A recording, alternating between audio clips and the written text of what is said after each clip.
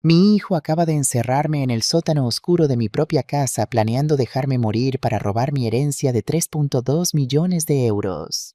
Sí has leído bien, mi hijo, el niño que llevé en mi vientre durante 9 meses, el bebé al que amamanté cada noche, el joven al que pagué la universidad vendiendo las pinturas de su abuelo. Ese mismo hijo ahora me ha empujado por las escaleras del sótano como si fuera basura. Pero lo que Manuel no sabe, lo que mi dulce, estúpido y codicioso hijo no tiene idea, es que esta casa guarda secretos que ni siquiera él puede imaginar. Secretos que su padre y yo escondimos durante 40 años. Y en los próximos días mi hijo va a aprender la lección más dolorosa de su vida. Permíteme que te cuente cómo llegué aquí tirada en el suelo frío de este sótano con sangre goteando de mi frente y mi corazón roto en 1000 pedazos. El sol de Sevilla entraba por las ventanas de la cocina creando patrones de luz dorada sobre las baldosas azules de azulejo que Diego y yo elegimos hace 35 años. Estaba preparando gazpacho, el de verdad, no esa porquería aguada que venden en el supermercado con tomates del mercado de Triana que había comprado esa mañana. La radio transmitía flamenco. Lágrimas negras de Camarón. Diego solía cantarme esa canción cuando estábamos recién casados, antes de que el trabajo lo consumiera, antes de que los secretos empezaran a acumularse entre nosotros como polvo en las esquinas. Tengo 63 años. 63 años de vida, 35 de ellos, en esta casa 8 años siendo viuda. Y hasta esta tarde pensaba que conocía cada rincón de mi vida, cada verdad, cada mentira necesaria. ¡Qué equivocada estaba! Mi casa, nuestra casa, es una joya de la arquitectura mudéjar, en el corazón del barrio de Santa Cruz. 3 pisos, paredes de 80 centímetros de grosor, un patio interior con una fuente que canta día y noche y techos tan altos que los susurros se convierten en ecos. Diego la compró en 1989, cuando aún era un joven arquitecto con sueños más grandes que su billetera. Viviana, me dijo ese día tomando mis manos entre las suyas, esta casa es nuestro futuro. Aquí criaremos a nuestros hijos. Aquí envejeceremos juntos. Cumplió una de esas promesas. Nunca llegó a la segunda. El sonido de la puerta principal me sacó de mis pensamientos. Manuel, mi hijo, mi único hijo. Mamá, su voz resonó por el pasillo. ¿Dónde estás? En la cocina, cariño. Apareció en el umbral con un ramo de rosas amarillas, mis favoritas, y esa sonrisa que siempre me derretía el corazón. Alto apuesto con los ojos oscuros de su padre y mi nariz respingona. 35 años y todavía mi niño. O eso creía. Para la mejor madre del mundo, dijo entregándome las flores. Algo en su sonrisa no llegaba a sus ojos. Algo que debí notar. Algo que si hubiera sido menos tonta, menos confiada, menos madre habría visto como la señal de advertencia que era. Ay, Manuel, no tenías que... Claro que sí, mamá. Me besó la frente. Siempre tengo que recordarte lo especial que eres. Preparé café mientras él se sentaba en la mesa de la cocina tamborileando los dedos contra la madera. Nervioso. Manuel siempre tamborileaba cuando estaba nervioso. Lo hacía desde niño cuando tenía que confesar que había roto algo o sacado mala nota. ¿Cómo va el trabajo?, le pregunté colocando su café favorito cortado con 2 terrones de azúcar frente a él. Bien, bien. El proyecto del centro comercial va avanzando. Mentira. Más tarde descubriría que no había ningún proyecto de centro comercial, que la empresa de arquitectura de Manuel llevaba 6 meses sin conseguir contratos, que mi hijo había estado mintiendo sobre muchas cosas. Me preocupas, hijo. Te veo estresado últimamente. Sus dedos se detuvieron. Me miró con una expresión que no pude descifrar. Culpa, miedo. Ambas, mamá, necesito hablar contigo sobre algo importante. Mi estómago se tensó. Las madres siempre sabemos. Hay un instinto, una alarma silenciosa que suena cuando tu hijo está a punto de decir algo que cambiará todo. Dime. Es sobre la casa. La casa, siempre volvíamos a la casa. Esta hermosa, maldita, maravillosa casa que Diego construyó con sus propias manos y sus secretos más oscuros. ¿Qué pasa con la casa? Manuel respiró profundo. Mamá, tienes 63 años. Esta casa es demasiado grande para ti sola. Las escaleras, el mantenimiento, todo ese espacio vacío. Me gusta el espacio vacío. Me gusta esta casa. Es donde tu padre y yo... Papá murió hace 8 años, mamá. Las palabras cayeron entre nosotros como piedras en un estanque tranquilo, frías. duras, ciertas. Lo sé perfectamente cuando murió tu padre Manuel. Por supuesto. Lo siento. Solo digo que... ¿No has pensado en algo más pequeño? ¿Un apartamento moderno sin tantas escaleras en una zona con más servicios? No. Pero mamá, he dicho que no, Manuel. Esta casa es mi hogar. Es donde están todos mis recuerdos de tu padre, de tu infancia, de nuestra familia. No voy a dejarla porque tú pienses que soy demasiado vieja para subirle las escaleras. Se mordió el labio, el mismo gesto que hacía cuando era niño, y yo le negaba algo que quería. Y si te ofreciera ayuda, podría venir a vivir aquí contigo, para cuidarte. Algo en cómo lo dijo me puso la piel de gallina. No era una oferta cariñosa, era una propuesta, un negocio. No necesito que me cuiden, Manuel. Estoy perfectamente bien sola. Sola no es bueno a tu edad. Mi edad. Me levanté sintiendo la rabia burbujeando en mi pecho. Tengo 63 años, no 90. Camino 5 kilómetros cada mañana.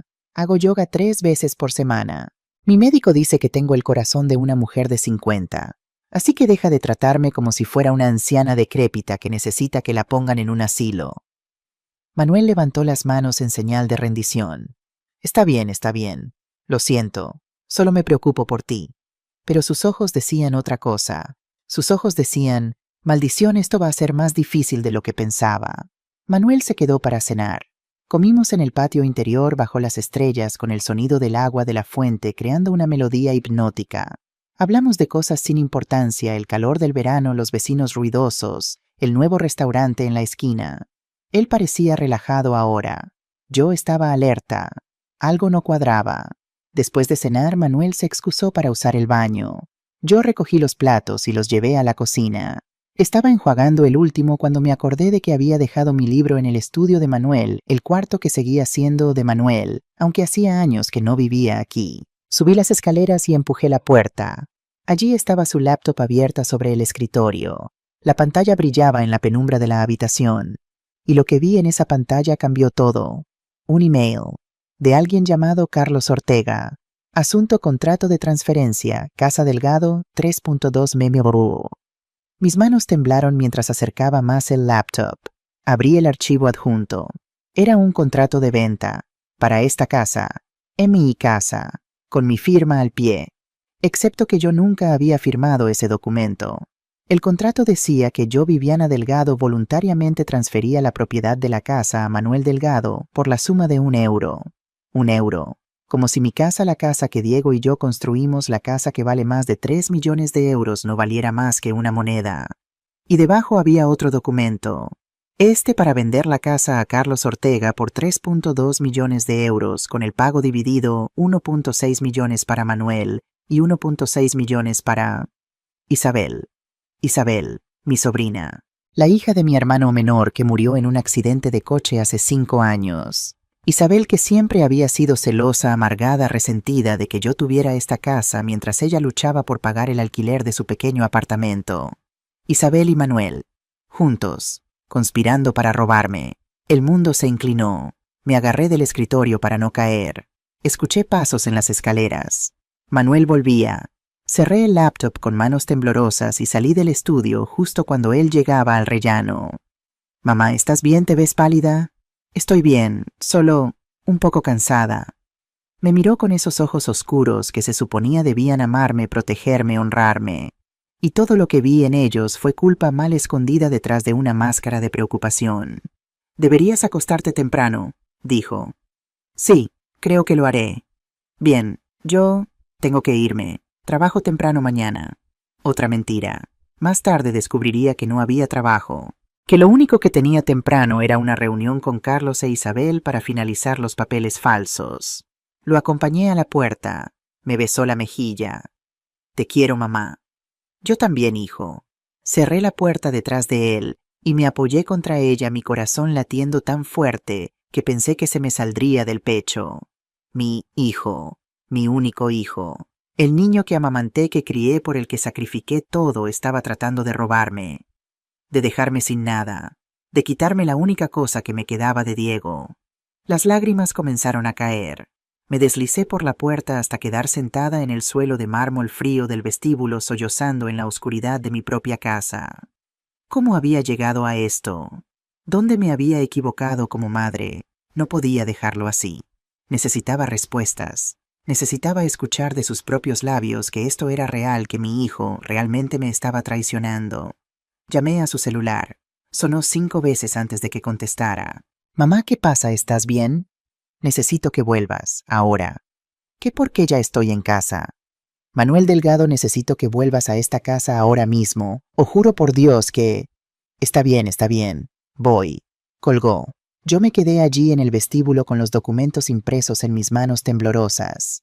Había impreso todo antes de que él volviera. Cada email, cada contrato falso, cada prueba de su traición. 20 minutos después escuché su llave en la cerradura. La puerta se abrió. Manuel entró con una expresión entre molesto y preocupado. Mamá, son casi las 11 de la noche. ¿Qué es tan urgente que...? Le arrojé los documentos. Las hojas cayeron a sus pies como hojas muertas en otoño. Él miró hacia abajo. Su rostro se puso del color de la ceniza. Mamá, ¿qué es esto, Manuel? Yo puedo explicar. Explica entonces. Mi voz resonó por toda la casa, rebotando en las paredes gruesas, viajando por los pasillos vacíos.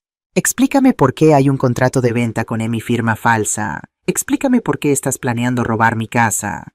No es robar, mamá, yo. Entonces, ¿qué es? Se pasó las manos por el pelo, las mismas manos que yo solía sostener cuando era niño, las mismas manos que ahora estaban manchadas con traición. Es complicado. Tengo toda la noche. Respiró profundo, y entonces, como un dique que finalmente se rompe, todo salió. Debo dinero, mamá, mucho dinero. ¿Cuánto? 400.000 euros. El número flotó entre nosotros como un fantasma. 400.000 euros. Más de lo que la mayoría de la gente gana en 10 años. ¿Cómo es posible que debas tanto dinero? Las lágrimas comenzaron a rodar por sus mejillas. Mi hijo, mi fuerte, orgulloso hijo, estaba llorando como un niño asustado. Apuestas online. Comenzó hace 3 años. Pensé que podría ganar. Pensé que podría recuperar las pérdidas, pero solo empeoraba y... Dios mío. Me senté en el sofá antes de que mis piernas cedieran. 3 años has estado apostando durante 3 años y nunca me dijiste nada. Tenía vergüenza, mamá. Tenía tanto miedo de decepcionarte. Y robarme no es decepcionante. Falsificar mi firma no es decepcionante. No sabía qué más hacer, gritó. Me están amenazando, mamá. Mateo Silva es el jefe de un grupo de prestamistas. Me dijo que si no pago en una semana me matarán. Me matarán, mamá. Mateo Silva. Había escuchado ese nombre. Un criminal conocido en Sevilla. Préstamos con intereses imposibles. Violencia contra quien no pagaba. Entonces vamos a la policía. No puedo. Si voy a la policía me matarán antes de que puedan hacer algo. Esta es mi única salida, mamá. La casa vale más de 3 millones. Puedo pagar a Mateo, puedo empezar de nuevo. ¿Y qué pasa conmigo? ¿Dónde se supone que voy a vivir? Su silencio lo dijo todo. ¡Ay, Dios! La realización me golpeó como un camión. No ibas a darme nada, ¿verdad? No ibas a conseguirme un apartamento ni nada. Ibas a... ¿Qué, dejarme en la calle? No, claro que no. Isabel y yo habíamos pensado... Podríamos darte dinero, suficiente para un pequeño apartamento. 15.000 euros tal vez. 15.000, me reí. Era una risa amarga, histérica. 15.000 euros por una casa de 3 millones. Es más de lo que tienes ahora. La bofetada resonó por toda la habitación. Mi mano ardía. La mejilla de Manuel se puso roja instantáneamente. Nos miramos el uno al otro, ambos en shock.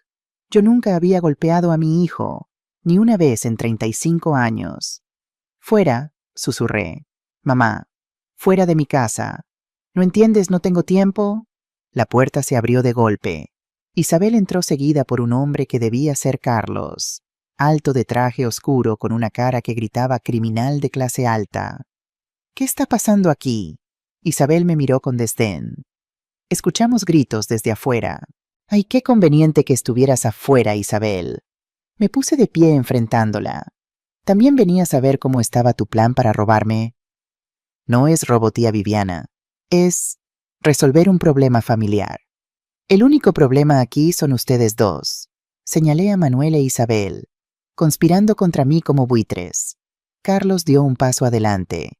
Señora Delgado, seamos racionales. Racionales, racionales, me giré hacia él.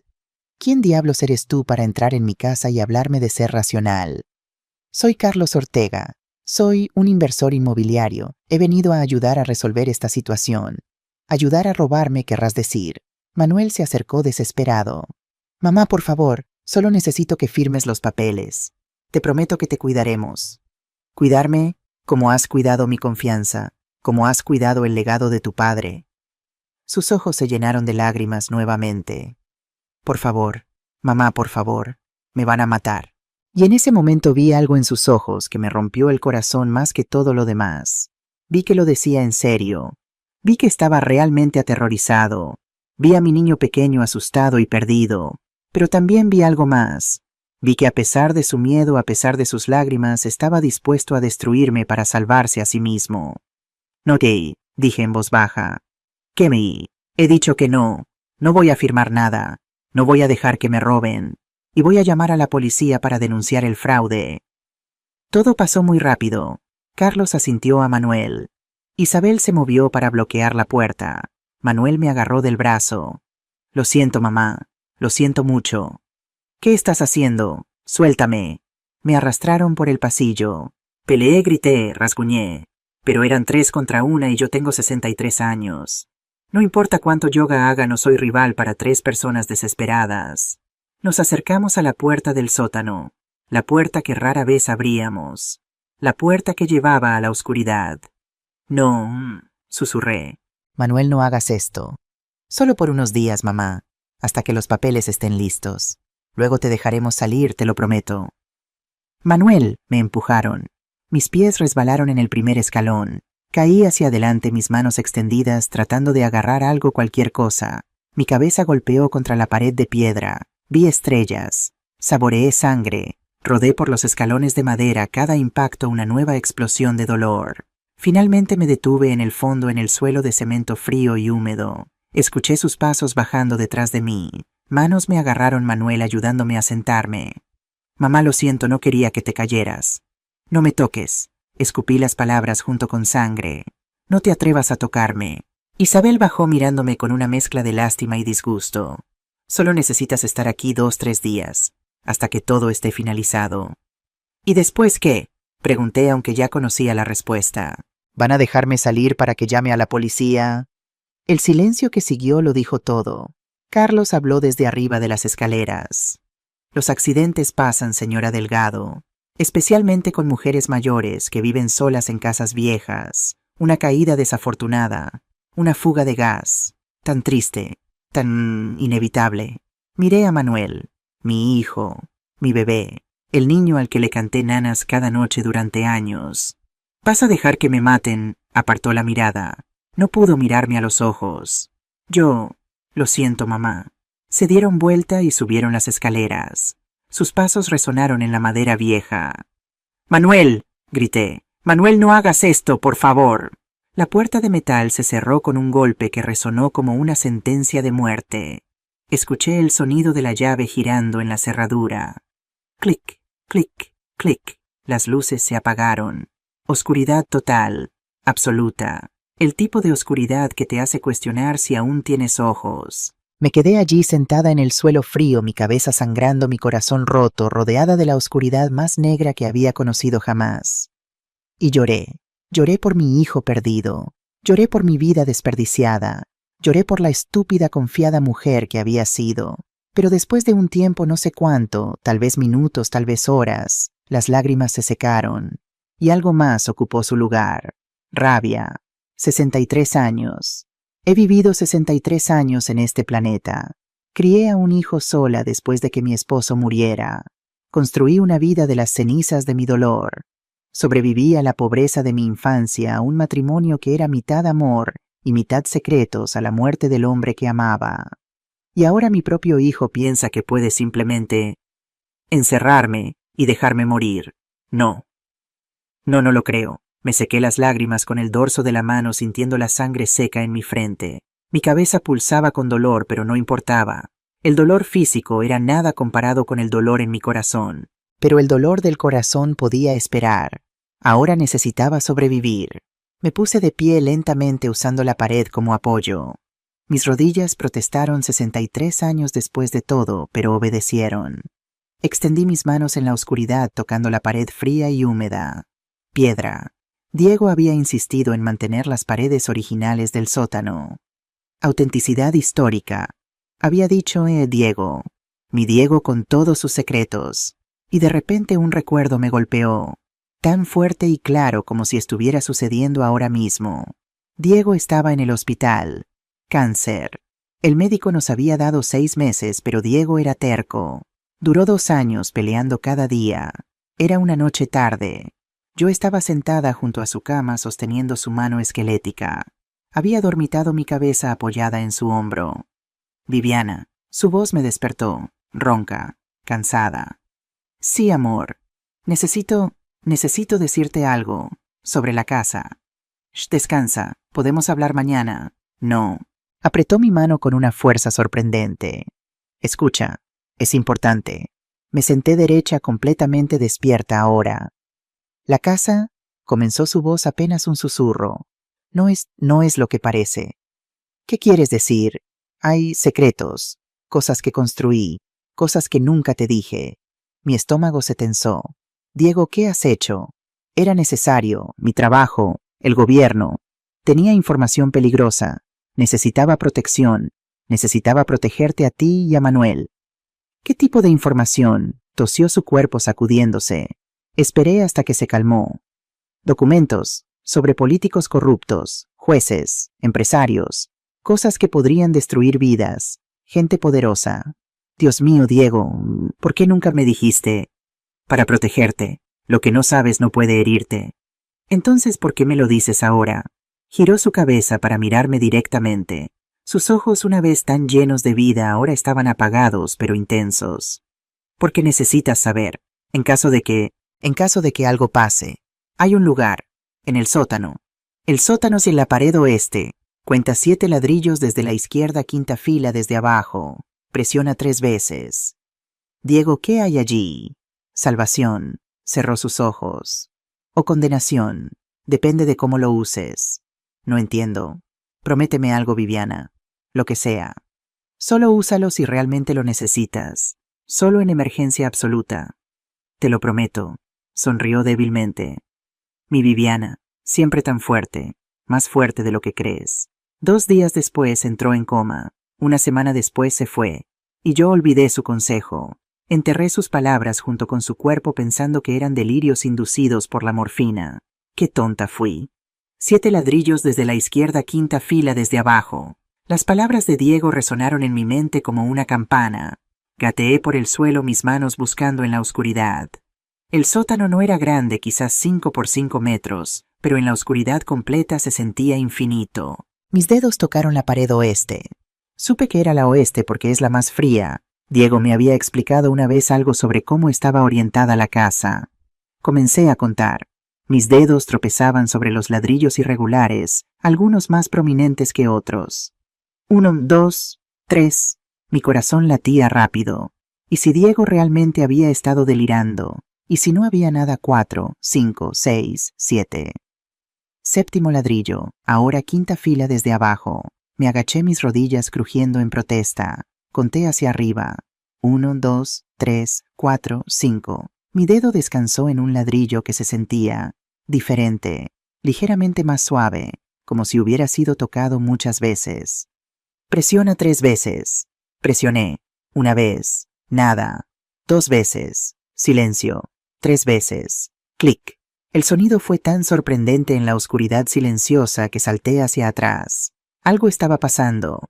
Podía sentir vibraciones en el suelo bajo mis pies. Un zumbido mecánico tan bajo que casi no se escuchaba.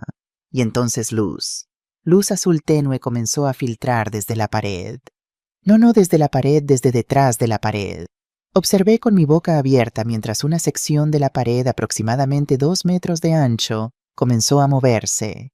Se deslizó hacia un lado como una puerta automática en un supermercado, revelando un pasillo iluminado con luces LED empotradas en el techo. Las paredes eran de madera pulida nogal por el color, nada como el ladrillo bruto del sótano. El aire que salía era fresco, filtrado, nada como el aire mohoso del sótano.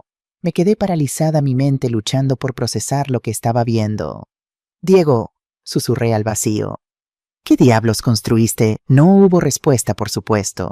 Solo el suave zumbido del sistema de ventilación y el latido salvaje de mi propio corazón. Me puse de pie lentamente. Mis piernas temblaban por el shock más que por el miedo. Di un paso hacia el pasillo, luego otro. Las luces LED brillaban más mientras me acercaba, como si el sistema detectara mi presencia. El pasillo se extendía unos 15 metros hacia adelante, terminando en lo que parecía ser una puerta de acero. Caminé hacia adelante, mis pasos haciendo un suave eco en el espacio confinado. Las paredes estaban impecables. Ni una mota de polvo. Alguien o algo había estado manteniendo este lugar. Pero ¿quién? Diego había muerto hace 8 años. Llegué a la puerta de acero. No había manija. Solo un panel de vidrio a la derecha brillando con una luz azul suave. Sin saber qué más hacer, coloqué mi mano sobre el panel. La luz cambió de azul a roja, escaneando mi mano. Pude sentir el calor del escáner contra mi palma. Luego verde. Un sonido silbante de aire comprimido. La puerta de acero comenzó a abrirse, deslizándose hacia la derecha. Y lo que vi dentro, la habitación, era del tamaño de un apartamento pequeño. Tal vez 80 metros cuadrados. Y estaba llena, completamente llena, con tecnología que no debería existir en una casa construida en los años 80. 24 pantallas planas cubrían la pared principal. Cada una mostraba una vista diferente de mi casa. La cocina, la sala de estar, el patio, las habitaciones, el estudio de Manuel. Allí estaba en una de las pantallas, sentado en la sala de estar con Isabel y Carlos. Podía verlos hablando, aunque no escuchaba el audio. En el centro de la habitación había un escritorio curvo, caoba oscura, cubierto con paneles de control, teclados, botones, palancas. Parecía algo salido de una película de ciencia ficción. Las paredes laterales estaban llenas de archivadores de acero, decenas de ellos, cada uno etiquetado con nombres y fechas. En una esquina había un pequeño refrigerador, estantes con latas de comida, bidones de agua, una cama pequeña, un baño. Era un búnker, un refugio completo. «Dios mío, Diego», susurré. «¿Qué estabas haciendo?» Me acerqué lentamente al escritorio. Mis dedos temblaban mientras tocaban los controles. Las pantallas brillaban invitándome. En el centro del escritorio había una carpeta de cuero. La abrí. Dentro una carta escrita a mano con la elegante caligrafía de Diego. «Mi querida Viviana, si estás leyendo esto significa que estoy muerto, y tú has descubierto mi secreto más grande. Lo siento, mi amor. Siento haberte mentido durante tantos años. Siento haberte ocultado esta parte de mi vida. Déjame explicarte. En 1985, cuando compramos esta casa, yo era un joven arquitecto idealista. Me contrataron para trabajar en proyectos del gobierno, edificios públicos, oficinas administrativas. Pero pronto descubrí que algunos de estos proyectos eran fachadas para algo más oscuro. Vi documentos que no debía ver. Escuché conversaciones que no debía escuchar. Aprendí sobre corrupción que llegaba hasta los niveles más altos del gobierno español. Podría haber permanecido en silencio. Debería haberlo hecho, pero no pude. Comencé a recopilar evidencia, documentos, grabaciones, fotografías. Todo está en los archivadores de esta habitación. Construí este centro de control como mi póliza de seguro. Si alguien trataba de silenciarme, toda la evidencia sería automáticamente enviada a los medios. Era mi forma de mantener a mi familia segura. Funcionó. Vivimos en paz. Tú y Manuel nunca estuvieron en peligro. Pero ahora estoy muerto y este poder, este conocimiento peligroso pasa a ti. Viviana, este sistema puede hacer cosas increíbles. Puede controlar cada aspecto de nuestra casa. Cada luz, cada cerradura, cada sistema. He instalado cámaras y micrófonos en todas las habitaciones. Puedes ver y escuchar todo. Pero con gran poder viene gran responsabilidad. Usa esto sabiamente. Usa esto solo si absolutamente debes. Y recuerda siempre, el conocimiento puede salvarte o destruirte. Te amo, mi Viviana. Siempre te he amado y lo siento por esta carga que te he dejado. Tuyo para siempre, Diego PD. El manual de operaciones está en el cajón superior izquierdo. Lee completamente antes de usar cualquier sistema. Doblé la carta con manos temblorosas y la guardé contra mi pecho. «Ay, Diego», susurré, siempre tan lleno de sorpresas. Abrí el cajón superior izquierdo. Dentro había un manual grueso con portada de cuero. Lo saqué y lo abrí. Era un manual de instrucciones completo para el centro de control delgado. Página tras página de diagramas, explicaciones, códigos de emergencia. Comencé a leer. Me tomó 2 horas leer el manual de principio a fin. 2 horas durante las cuales Manuel, Isabel y Carlos se movían por mi casa, bebiendo en mi vino, planeando robar en mi vida. Pero ahora entendía. Entendía lo que Diego había construido. Y entendía cómo usarlo.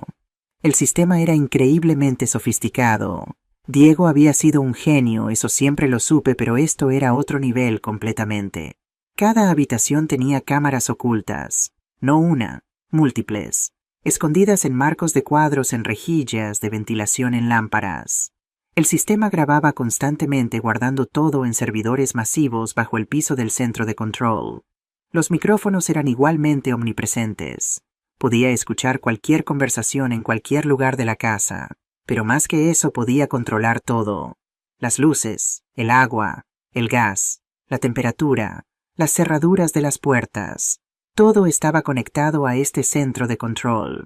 Diego había convertido nuestra casa en una fortaleza inteligente. Nada entraba o salía sin su conocimiento. Y ahora sin el mío. Me senté en la silla frente al escritorio, una silla ergonómica que se ajustó automáticamente a mi cuerpo, y miré las pantallas. En la pantalla central, Manuel estaba hablando por teléfono. Ajusté los controles de audio hasta que pude escuchar su conversación. Sí, Carlos, todo va según el plan. Ella está segura, no puede salir. Mi sangre hirvió. No le haremos daño, solo necesita estar allí hasta que los papeles estén listos. 2-3 días máximo. Mentiroso. Había escuchado lo que Carlos dijo sobre accidentes. Isabel se encargará de los documentos mañana. Para el viernes la casa será oficialmente mía. Luego podemos proceder con la venta. El viernes. Hoy era miércoles. Eso significaba que tenía menos de 2 días. Menos de 2 días para decidir qué hacer. Para decidir si salvar a mi hijo o salvarse a mí misma. Miré los controles frente a mí. Había tantas opciones. Tantas formas de hacer que sufrieran.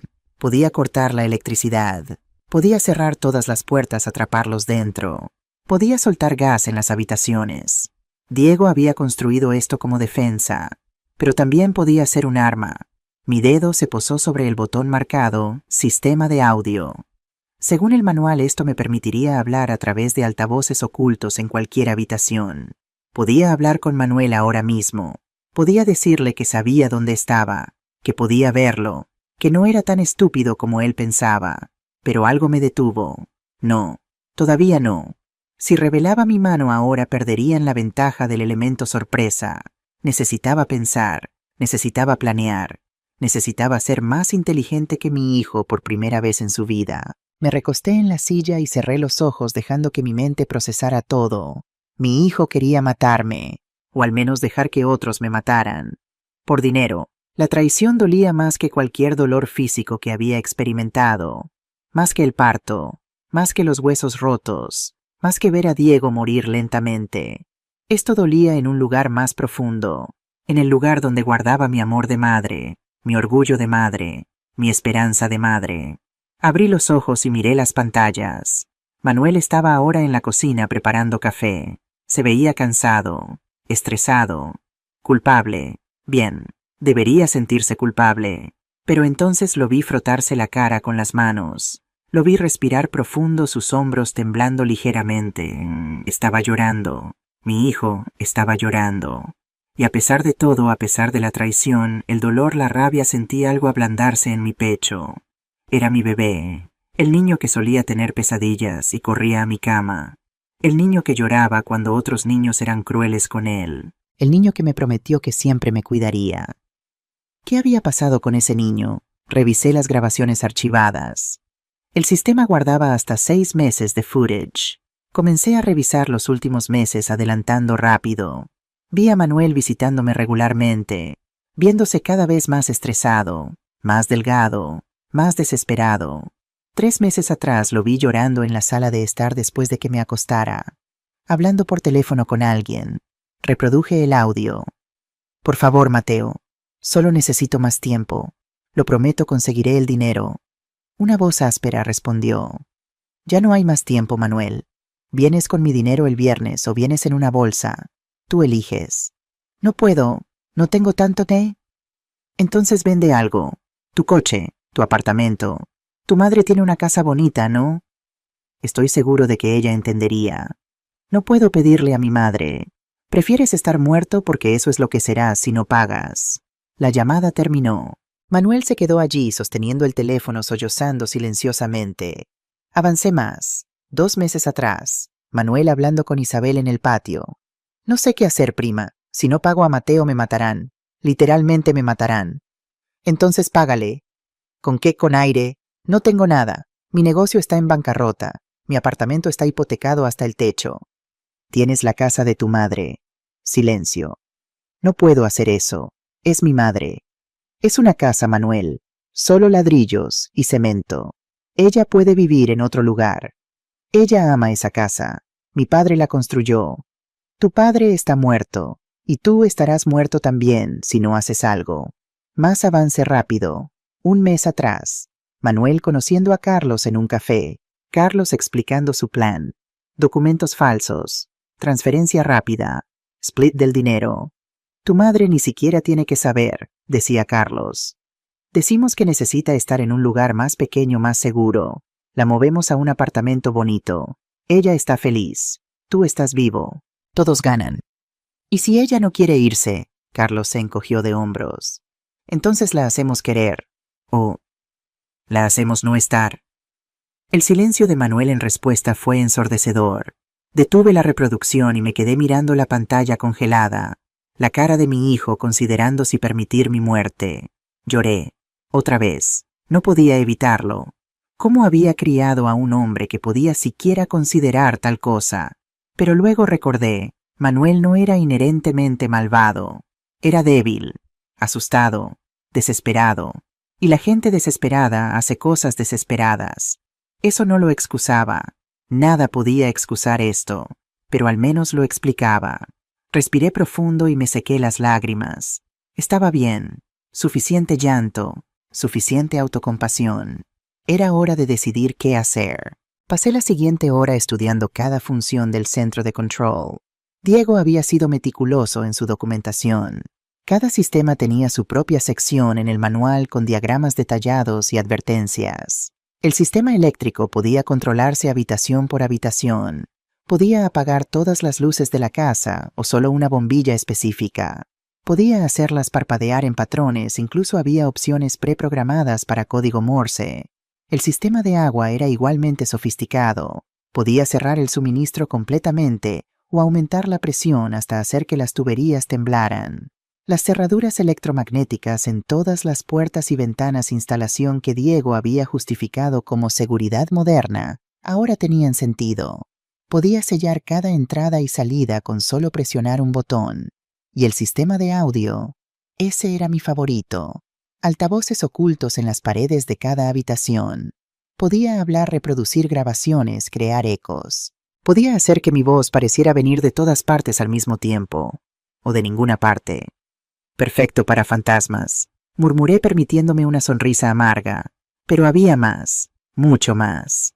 Los archivadores a lo largo de las paredes contenían 40 años de secretos. Abrí uno al azar sacando una carpeta etiquetada Silva Mateo, 2005-2024. Dentro había fotografías, documentos bancarios, transcripciones de conversaciones interceptadas. Todo sobre Mateo Silva, el hombre que estaba amenazando a mi hijo. Diego había estado rastreándolo durante casi 20 años. Revisé el contenido rápidamente. Lavado de dinero, vínculos con tráfico de drogas, al menos 7 asesinatos documentados, cuentas bancarias en las Islas Caimán con más de 2 millones de euros. «Ay, Mateo», susurré, «no tienes idea de con quién te has metido». Cerré la carpeta y la dejé a un lado. Información útil para después. Ahora necesitaba concentrarme en el plan inmediato. Saqué un cuaderno del cajón del escritorio, uno de muchos que Diego había dejado todos en blanco, y comencé a escribir. Releí mi plan. Era sólido, cruel tal vez, pero necesario. La pregunta que me carcomía era, ¿podría realmente hacerlo? ¿Podría aterrorizar a mi propio hijo? Miré las pantallas. Manuel estaba dormido en el sofá de la sala, su brazo colgando hacia el piso. Incluso en sueños su cara mostraba estrés. Arrugas que no debería tener a los 35 años. Isabel estaba en la habitación de invitados despierta mirando su teléfono. Carlos se había ido hace una hora prometiendo volver por la mañana con los documentos finales. Eran las 4 a.m. En 2 horas amanecería. 2 horas para decidir si realmente podía hacer esto. Cerré los ojos y dejé que los recuerdos me inundaran. Manuel tenía 5 años. Estábamos en el parque él en los columpios gritando, «¡Más alto, mamá! ¡Más alto!». Yo lo empujaba riendo, mi corazón tan lleno de amor que pensé que explotaría. «Voy a tocar el cielo», gritó. «Sí, mi amor, puedes tocar todo lo que quieras». Cuando el columpio alcanzó su punto más alto, Manuel extendió sus pequeñas manos hacia las nubes, sus dedos separados, su cara radiante de pura alegría. «Lo toqué, mamá, toqué el cielo». Bajó corriendo y se lanzó a mis brazos. «Te quiero más que el cielo entero». «Y yo te quiero más que todas las estrellas del universo», susurré en su cabello. «Siempre vas a cuidarme, mamá. Siempre, mi cielo, siempre». Abrí los ojos, lágrimas rodando por mis mejillas. «Siempre», repetí en voz alta, mi voz rompiéndose. «Te prometí siempre. Pero siempre cuidarte no significaba siempre dejarte hacer lo que quieras. No significaba permitir que me destruyas. A veces cuidar a tu hijo significa enseñarle las lecciones más duras». Me sequé las lágrimas con determinación renovada. «Está bien, Manuel», susurré a la pantalla donde dormía. «Mamá va a enseñarte una lección, y vas a odiarla, pero algún día espero entenderás que fue porque te amo». Miré el reloj. 4:15 a.m. En 45 minutos comenzaría. Pasé ese tiempo preparando, revisando controles, practicando con el sistema de audio hasta que dominaba cada matiz. Y a las 5 a.m., exactamente cuando los primeros rayos de sol comenzaron a tocar las ventanas de la casa, presioné el primer botón. Que comenzara el juego. 6:00 a.m. El despertador de Manuel sonó en su teléfono. Lo vi despertar sobresaltado, desorientado por un momento antes de recordar dónde estaba. Se frotó la cara y se sentó mirando alrededor de la sala de estar. Su mirada se detuvo brevemente en la puerta del sótano. «Lo siento, mamá», lo oí murmurar. Apreté los dientes. Todavía no había visto nada. Manuel se levantó y fue a la cocina. Llenó la cafetera, sacó una taza del armario, bostezó. Rutina normal, vida normal, como si su madre no estuviera encerrada en el sótano. Esperé hasta que el café comenzó a hacer ese sonido burbujeante que indica que está casi listo. Luego apagué todas las luces de la cocina. En las pantallas vi a Manuel congelarse. Miró hacia arriba a la lámpara del techo, luego a la luz bajo los armarios, luego a la luz sobre la estufa, todas apagadas. Caminó al interruptor de la pared y lo pulsó. Arriba, abajo, arriba, abajo, nada. «¿Qué diablos?», murmuró. Dejé las luces apagadas durante 30 segundos exactos. Suficiente para inquietarlo, no suficiente para que lo descartara como un problema eléctrico común. Luego las encendí de nuevo, todas al mismo tiempo. Manuel saltó hacia atrás sobresaltado. Miró alrededor con los ojos bien abiertos. «Debe ser un problema en el cableado», se dijo a sí mismo, pero su voz no sonaba convencida. Sonreí. Fase 1, paso 1, completo.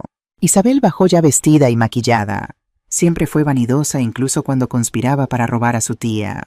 «Buenos días», dijo a Manuel, que estaba sentado en la mesa del comedor con su segunda taza de café. «Buenos días. ¿Dormiste bien?» «No realmente. ¿Tú?» Isabel se encogió de hombros. «Bien suficiente. ¿Dónde está Carlos?» «Dijo que vendría a las 9 con los documentos». «Bien, mientras antes terminemos esto mejor».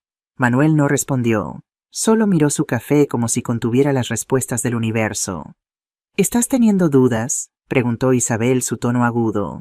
«No, solo, esto es mi madre, Isabel. Tu madre, que va a dejarte morir si no haces algo.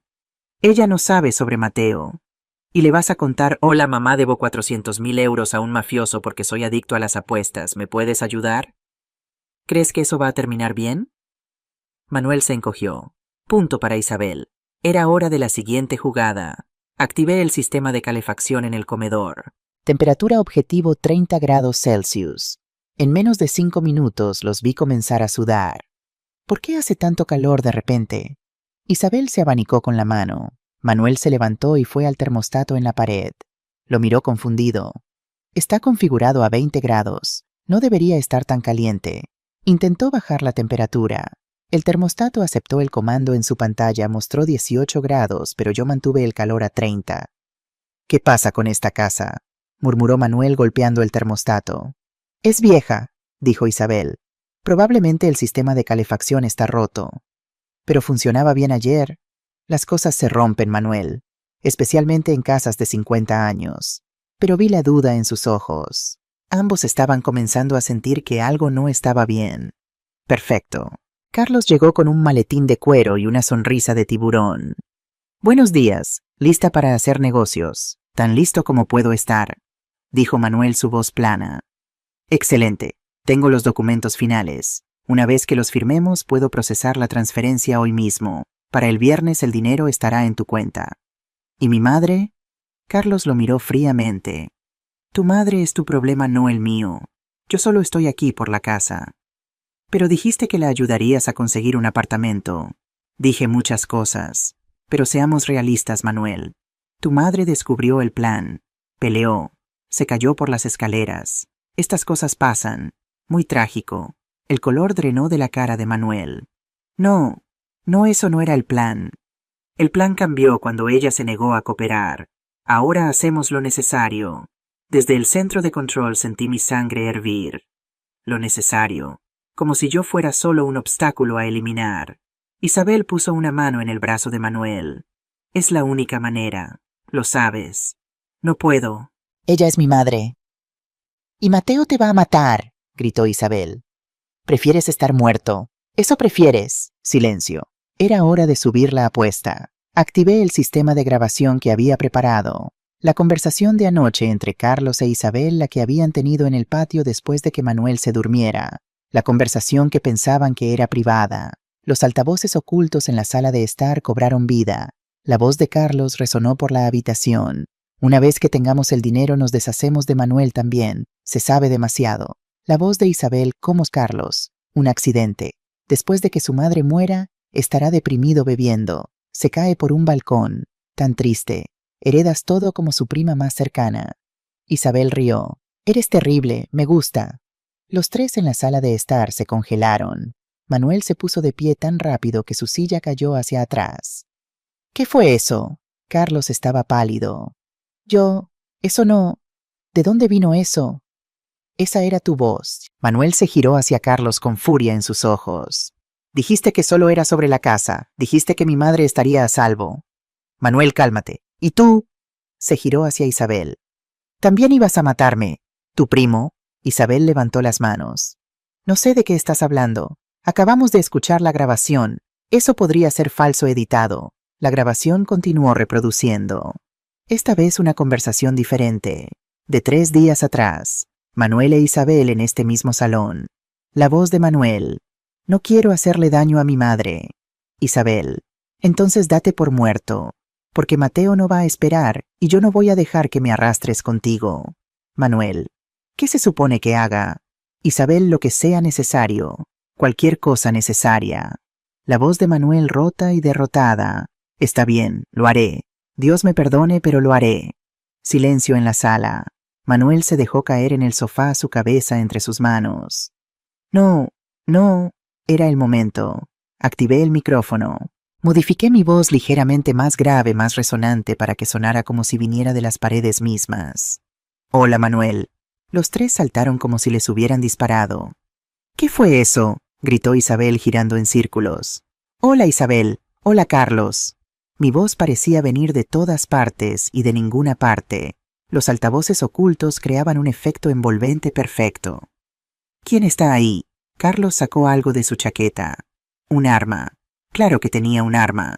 Soy alguien que ha estado escuchando. Alguien que ha estado observando. Alguien que sabe todo lo que han hecho. Mamá. La voz de Manuel era pequeña e infantil. ¿Eres tú? Sorpresa, mi hijo. Resulta que tu madre no es tan indefensa como pensabas. No. No es posible. Manuel estaba de pie ahora mirando alrededor de la sala. Estás encerrada en el sótano. ¿Lo estoy? ¿Estás seguro? Vi en las cámaras cómo el color desapareció completamente de su rostro. Fui al sótano, dijo Carlos, su voz tensa. La puerta está cerrada. Ella no puede haber salido. Entonces, ¿cómo estoy hablando con ustedes ahora? Es un truco, dijo Isabel, pero su voz temblaba. Algún tipo de sistema de intercomunicación. Muy inteligente, Isabel. Casi correcta. Pero déjame mostrarte algo más interesante.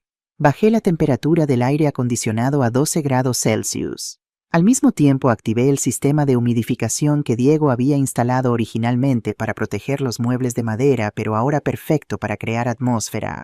En 30 segundos la temperatura de la sala cayó drásticamente. El aire se volvió frío y húmedo. Su aliento comenzó a formar pequeñas nubes de vapor. ¿Qué diablos? Carlos se frotó los brazos. Esta casa, continué mi voz resonando por las paredes, es más de lo que parece. Tu padre sabía eso, Manuel. Él construyó secretos en cada pared, cada piso, cada techo. Y ahora esos secretos son míos. Papá. ¿Qué hizo papá? Lo que fuera necesario para proteger a su familia, incluso de su propio hijo aparentemente. Vi lágrimas correr por las mejillas de Manuel. Mamá, por favor. Yo no quería.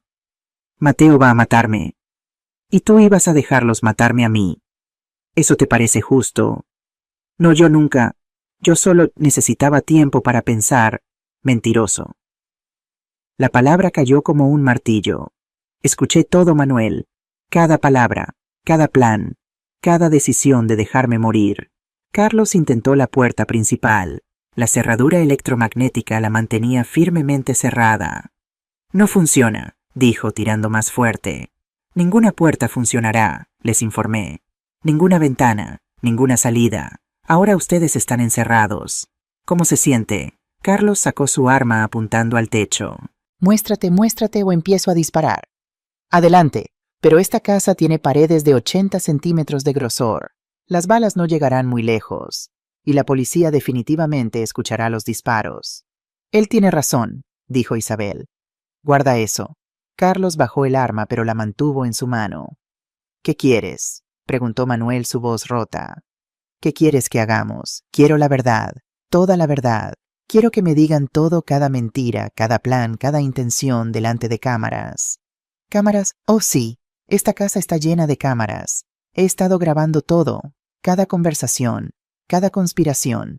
Y ahora voy a usar esas grabaciones para asegurarme de que nunca más puedan hacerme daño. Esto es una locura, murmuró Isabel. Locura, locura. Intentaron robarme, intentaron matarme. Y yo soy la loca. Mi voz subió de volumen los altavoces, amplificando mi furia hasta que reverberó por cada rincón de la casa. 40 años cuidé esa familia. 40 años sacrifiqué todo por ti, Manuel. Te di todo mi tiempo, mi dinero, mi vida. Y así es como me pagas. Lo siento, sollozó Manuel. Lo siento mucho, mamá. Las disculpas no son suficientes. Necesito que entiendan lo que han hecho.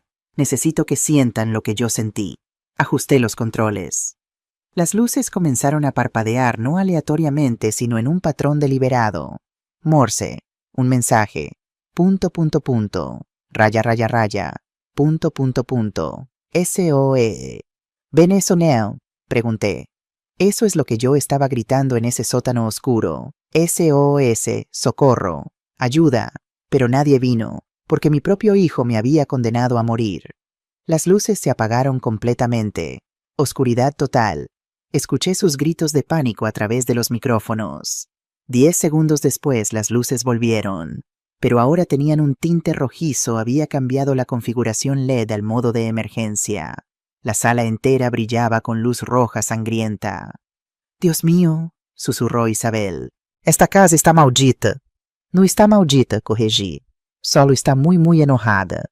Los dejé sudar en la luz roja durante 5 minutos. 5 minutos de silencio mientras procesaban su situación.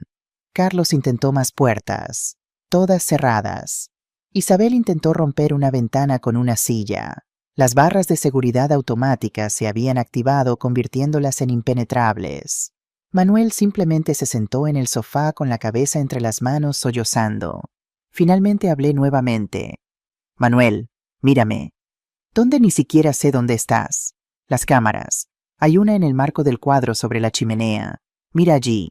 Manuel levantó la cabeza, sus ojos rojos e hinchados. Miró directamente a la cámara escondida. A través de la pantalla nuestros ojos se encontraron, madre e hijo, conectados por sangre y traición.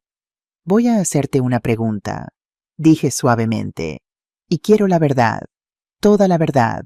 ¿Me entiendes? Asintió lentamente. ¿Ibas a dejarme morir? Silencio largo, tan largo que pensé que no respondería. Luego, en una voz apenas audible, sí.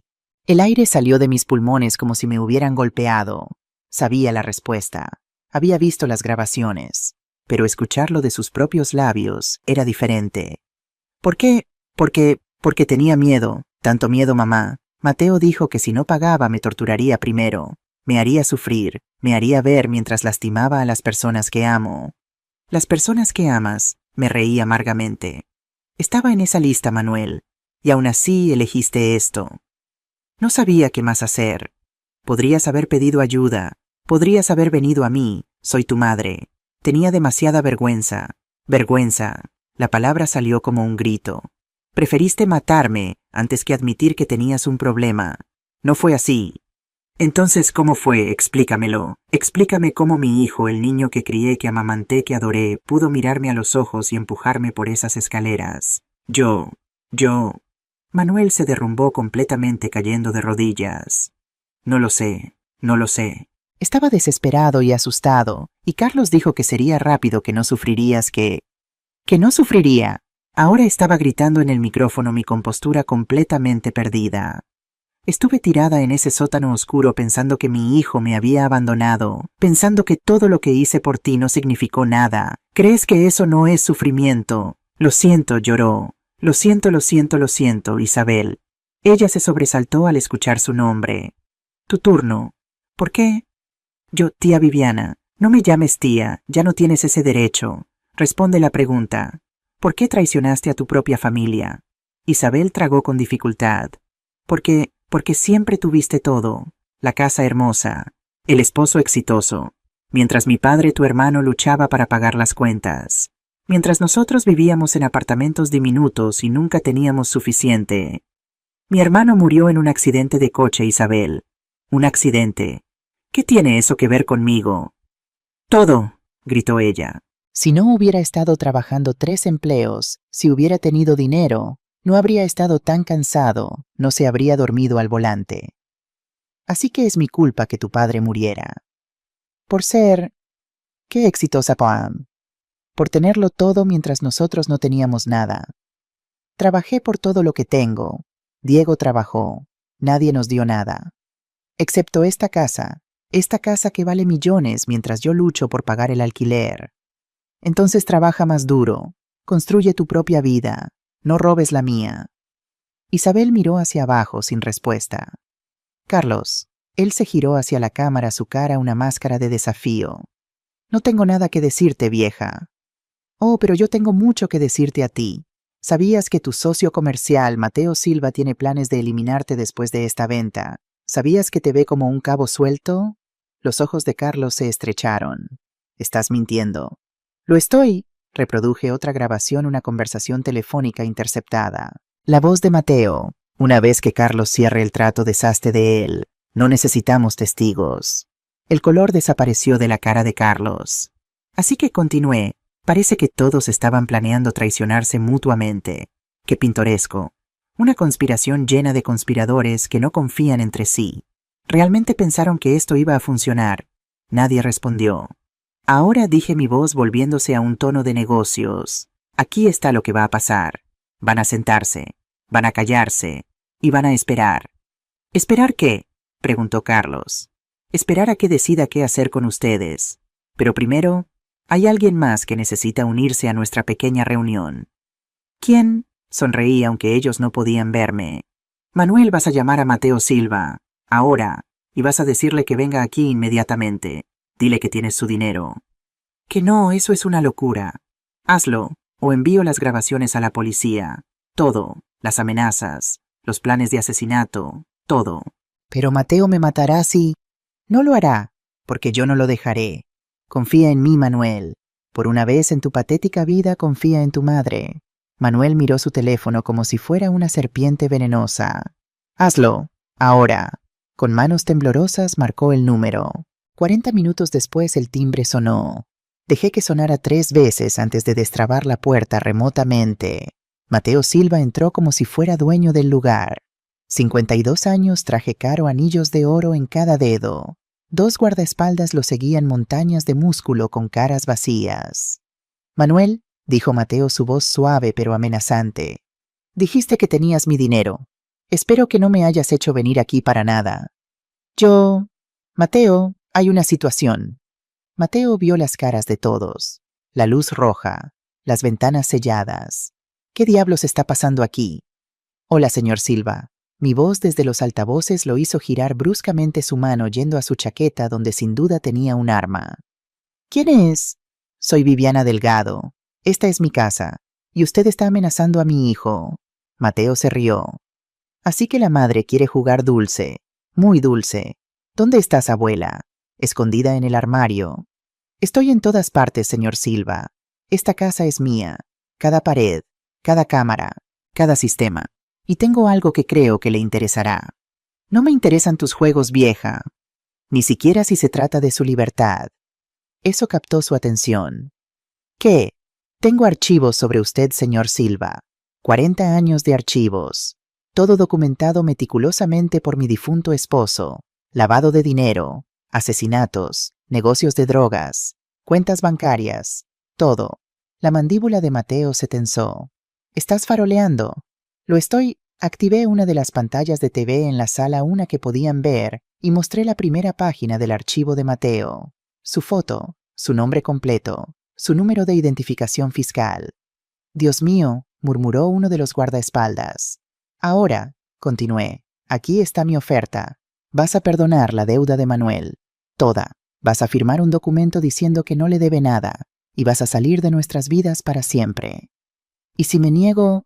Entonces todos estos archivos, y son muchos, van directamente a la policía, a Interpol, a los medios.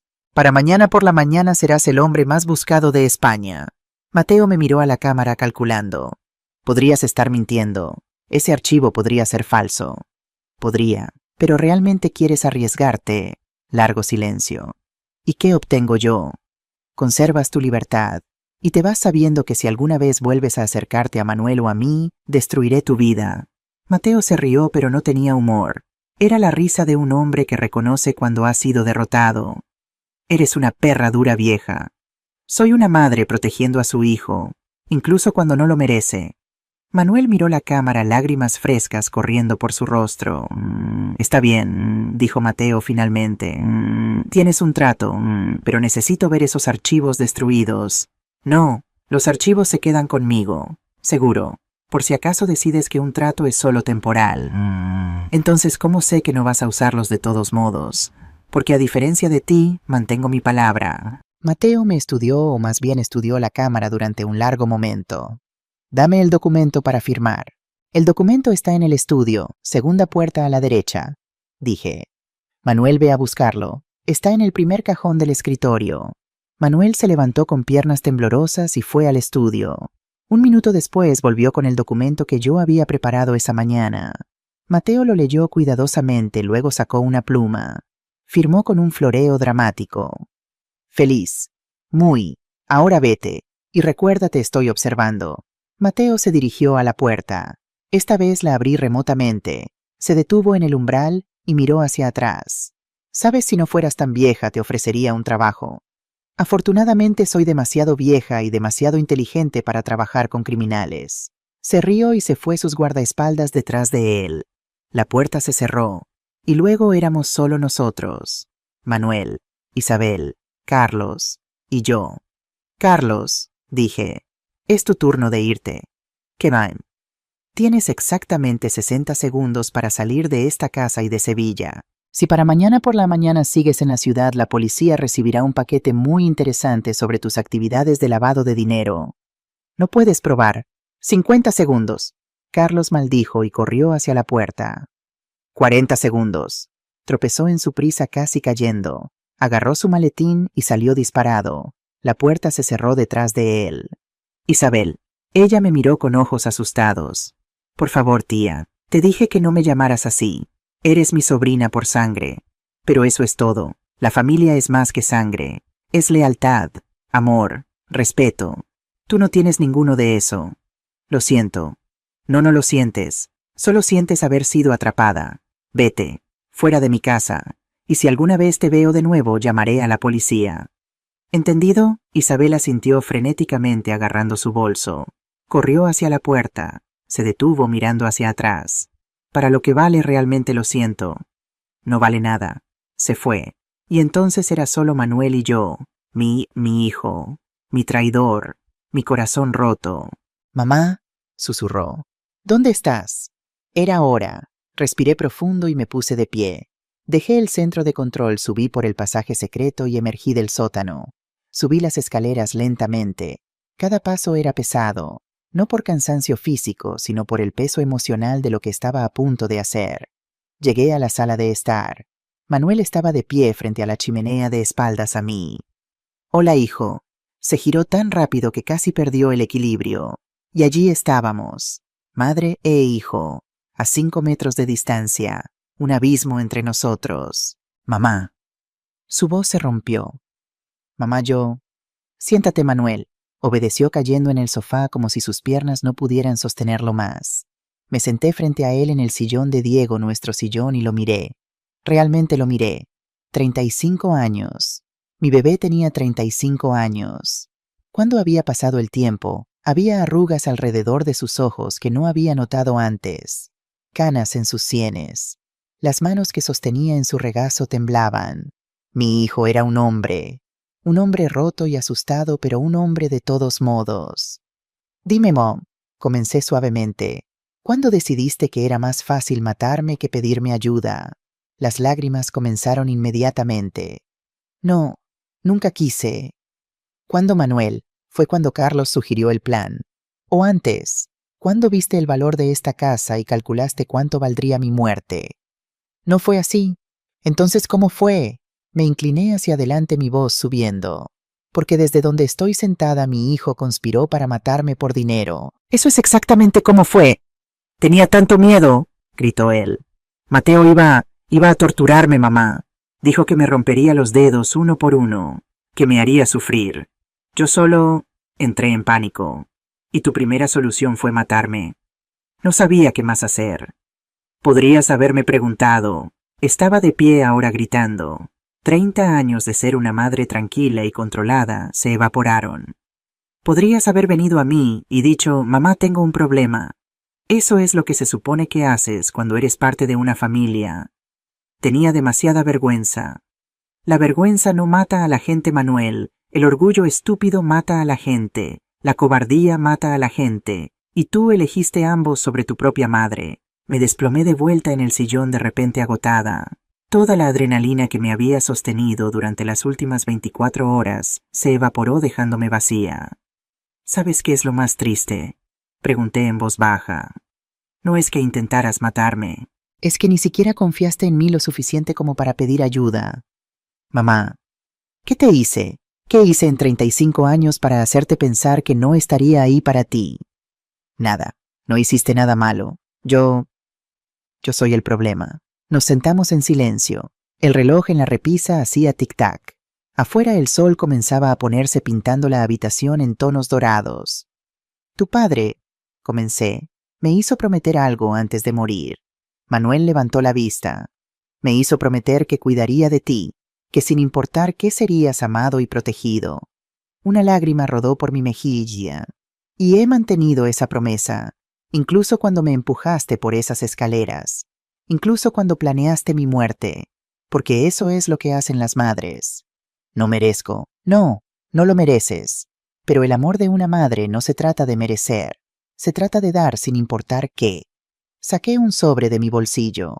Lo había preparado esta mañana en el centro de control. Aquí hay 2 cosas, dije colocándolo en la mesa de café entre nosotros. Primero, el documento de Mateo perdonando tu deuda. Estás libre. Manuel miró el sobre pero no lo tocó. Segundo, papeles de desalojo. Tienes 24 horas para recoger tus cosas de tu apartamento y encontrar un nuevo lugar. No quiero saber dónde. Quemó. Tercero, papeles de mi abogado. A partir de hoy ya no eres mi heredero. La casa irá a una organización benéfica cuando muera. El color desapareció de su rostro. Mamá, no. Y cuarto, continué mi voz firme, un boleto de avión. Uno de ida a Barcelona. Sales mañana por la mañana. ¿Barcelona por qué? Porque necesitas alejarte de Sevilla, de Mateo, de Isabel, de Carlos, de todos tus malos hábitos y peores decisiones. Saqué otro sobre. Y esto es una carta de recomendación a una firma de arquitectura en Barcelona. Un amigo de tu padre trabaja allí. Te dará una oportunidad. No entiendo. Te estoy dando una oportunidad, Manuel. Una oportunidad que probablemente no mereces. Pero porque soy tu madre, porque a pesar de todo todavía te amo, te la voy a dar de todos modos. ¿Por qué después de todo lo que hice? Porque tu padre me hizo una promesa diferente también. Sonreí tristemente. En su última noche me dijo, si Manuel alguna vez se pierde, ayúdalo a encontrar su camino de vuelta. Pero no se lo hagas fácil. Manuel estaba llorando abiertamente ahora. Así que aquí está el trato. Te vas mañana. Empiezas de nuevo en Barcelona. Construyes una vida de la que puedas estar orgulloso. Y tal vez, maybe, en unos años, si has demostrado que eres el hombre que sé que puedes ser, podremos hablar de nuevo. Y si fallo, entonces sigues fallando solo, porque esta es tu última oportunidad conmigo, Manuel. La única. Si la desperdicias, no habrá una tercera. Se deslizó del sofá y cayó de rodillas frente a mí. Mamá, lo siento tanto. Lo sé. Puse mi mano en su cabeza como hacía cuando era niño. Lo sé, mi amor, pero las disculpas no son suficientes. Necesito ver cambio. Real, duradero cambio. Lo haré, te prometo. Seré mejor. Seré el hijo que mereces. No lo hagas por mí, hazlo por ti. Hazte mejor. Nos quedamos así por un largo momento. Yo acariciando su cabello, él llorando contra mi rodilla, como cuando tenía 5 años y se había caído del columpio. Pero él ya no tenía 5 años, y algunas caídas no se curaban con un beso de mamá. Finalmente me puse de pie. Es hora de que te vayas. Ahora tienes mucho que empacar. Manuel se levantó lentamente, agarró los sobres de la mesa con manos temblorosas. Mamá, ¿alguna vez podrás perdonarme? Lo miré, a este hombre que solía ser mi niño. Este extraño que se parecía a mi hijo, pero había hecho cosas impensables. No lo sé, dije honestamente. Pregúntame en 5 años. Asintió entendiendo. Caminó hacia la puerta. Se detuvo mirando hacia atrás. Te amo, mamá. Y yo te amo a ti. Siempre lo haré. Pero amar a alguien no significa dejar que te destruyan. La puerta se cerró detrás de él, y me quedé sola en mi casa. Mi hermosa, llena de secretos, casa vacía. Me senté de nuevo en el sillón de Diego y finalmente dejé que todas las emociones salieran. Lloré por mi hijo perdido. Lloré por mi inocencia rota. Lloré por la madre que solía ser. Pero también lloré lágrimas de alivio, porque había sobrevivido, había luchado, había ganado. Y más importante, me había demostrado a mí misma que incluso a los 63 años, incluso después de tanta traición, todavía era fuerte. Las paredes tenían ojos, y esos ojos pertenecían a una madre que nunca más sería una víctima. El sol de la mañana entraba por las ventanas de mi dormitorio pintando patrones dorados sobre las sábanas blancas. Me estiré sintiendo el crujido satisfactorio de mis articulaciones 63 años, pero cada día me sentía más fuerte, no más débil. Me levanté y me puse mi bata de seda, un capricho que me había permitido el mes pasado. Después de todo, si una mujer no puede consentirse después de sobrevivir un intento de asesinato por su propio hijo, ¿cuándo puede? Bajé las escaleras descalza, disfrutando la sensación del mármol fresco bajo mis pies. La casa estaba en silencio, un silencio pacífico, no. El silencio pesado y amenazante de hace 3 meses. En la cocina preparé mi café matutino. Café colombiano molido fresco, preparado en la cafetera italiana que Diego me regaló en nuestro 10º aniversario. Algunos rituales son sagrados. Llevé mi taza al patio interior. Me senté en mi silla favorita, mimbre tejido con cojines color terracota, y escuché el agua de la fuente. El mismo sonido que había escuchado durante 35 años, pero ahora lo apreciaba de manera diferente. Ahora sabía lo frágil que era todo esto, lo rápido que podía perderse. Mi teléfono vibró. Un email. Era de señor García, mi abogado. Estimada señora Delgado, como solicitó, he estado monitoreando la situación de su hijo en Barcelona. Me complace informarle que Manuel continúa empleado en la firma arquitectónica García en Asociados. Su supervisor reporta que su trabajo es excepcional y que ha mostrado dedicación inusual. Además, he verificado que no ha habido actividad en ninguna plataforma de apuestas online asociada con su nombre o información financiera. En resumen, parece estar cumpliendo su promesa. Adjunto las declaraciones bancarias como evidencia de estabilidad financiera. Respetuosamente, señor García, leí el email 2 veces. Luego una tercera. Manuel estaba cumpliendo. Realmente estaba intentándolo. Sentí algo ablandarse en mi pecho, no perdón, todavía no, pero tal vez esperanza. Tomé un sorbo de mi café y miré al cielo azul de Sevilla. Las nubes se movían perezosamente sin prisa, sin destino específico. Diego, susurré al viento, creo que nuestro hijo podría salvarse después de todo. No hubo respuesta, por supuesto, pero sentí algo, una brisa cálida que tocó mi mejilla y elegí creer que era él diciéndome que estaba orgulloso. Tarde del mismo día bajé al centro de control por primera vez en 2 semanas. Había estado evitándolo honestamente. Ese lugar representaba tanto dolor, el momento en que descubrí que mi esposo había vivido una vida secreta, el momento en que tuve que luchar por mi supervivencia, pero también representaba poder. Y últimamente había estado pensando mucho sobre el poder. Las luces LED se activaron automáticamente cuando entré. Las 24 pantallas cobraron vida mostrando cada rincón de mi casa vacía. Me senté en la silla ergonómica y giré lentamente mirando las hileras de archivadores de acero. 40 años de secretos, sobre políticos corruptos, jueces sobornados, empresarios criminales, gente poderosa cuyas vidas podrían destruirse con un solo email. ¿Qué se suponía que debía hacer con todo esto? Diego lo había guardado como seguro protección contra aquellos que podrían querer silenciarlo. Pero Diego estaba muerto. Yo no necesitaba ese tipo de protección. O sí abrí uno de los archivadores al azar. Etiqueta Ramírez Javier, Juez Superior 1998-2024. Dentro había fotografías de un juez respetado aceptando sobornos de un conocido mafioso de drogas, documentos bancarios mostrando transferencias, transcripciones de conversaciones telefónicas, suficiente para destruir su carrera, su vida, su legado. Cerré la carpeta y la devolví. ¿Qué me hacía eso guardar estos secretos? ¿Me hacía mejor que aquellos sobre quienes Diego había recopilado información? ¿O me hacía su cómplice? Mi teléfono sonó sacándome de mis pensamientos oscuros. Número desconocido. Dudé, luego contesté.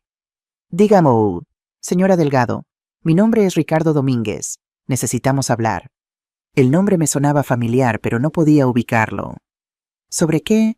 Sobre los archivos de su esposo y sobre las personas que están buscándolos. Mi sangre se enfrió. No sé de qué está hablando. Por favor, señora, ambos sabemos que sí. Fui colega de Diego. Hace muchos años. Puedo explicar todo, pero necesito hacerlo en persona. ¿Conoce el Café Central en Plaza del Salvador? Sí. ¿Puede encontrarse conmigo allí en 1 hora? Debería haber dicho que no. Debería haber colgado y bloqueado el número. Pero la curiosidad, esa maldita curiosidad, era más fuerte. 1 hora, dije, y colgué. El Café Central estaba moderadamente lleno para un martes por la tarde. Turistas mezclados con locales, el aire lleno del aroma de café recién hecho y churros fritos. Reconocí a Ricardo inmediatamente, aunque nunca lo había visto antes. 68 años, quizás 70. Cabello completamente blanco peinado hacia atrás. Traje gris que había visto mejores días, pero limpio y planchado. Sentado en una mesa en la esquina, 2 tazas de café ya servidas. Me vio entrar y se puso de pie, modales de la vieja escuela. Señora Delgado, gracias por venir. Me senté frente a él, mis sentidos en alerta máxima.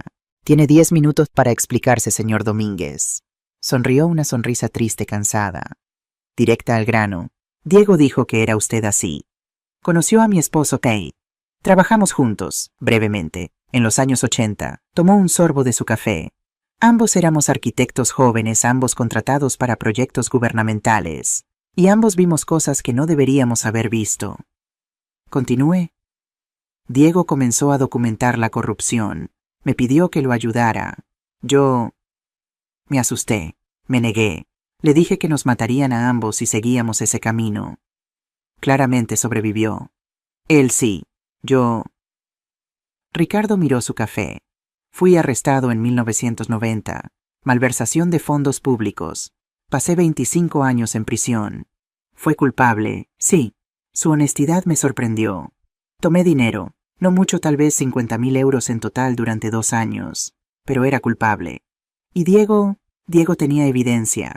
Podría haberme salvado mostrar que los funcionarios sobre mí estaban robando millones. Pero no lo hizo, me dejó caer. Sentí una punzada de... algo.